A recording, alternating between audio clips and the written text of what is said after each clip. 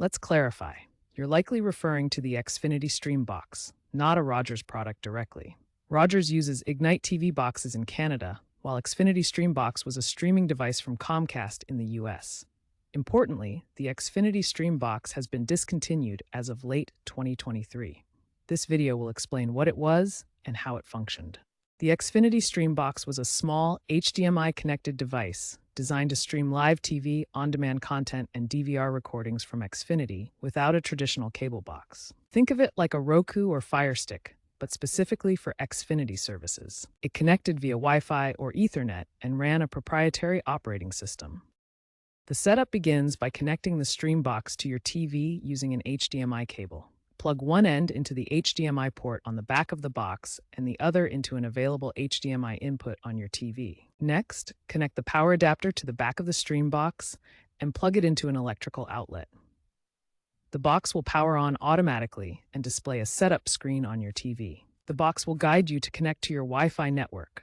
Select your network from the list and enter your password. For best performance, use a high-speed internet connection of at least 25 megabytes per second.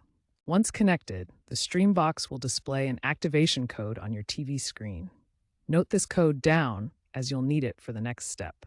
Visit the Xfinity website or open the Xfinity app on your phone or computer. Sign in with your Xfinity account credentials and enter the activation code when prompted. After entering the code, the Stream Box will be linked to your Xfinity account, giving you access to live TV, on-demand content, and your DVR recordings. The setup is now complete. Once the Stream Box is activated, you sign in using your Xfinity account credentials. This links the device to your subscription. The Stream Box allows multiple user profiles, up to 5 per account, making it easy for families to personalize their viewing experience. Parental controls help manage what content children can access, ensuring a safe viewing environment for all family members.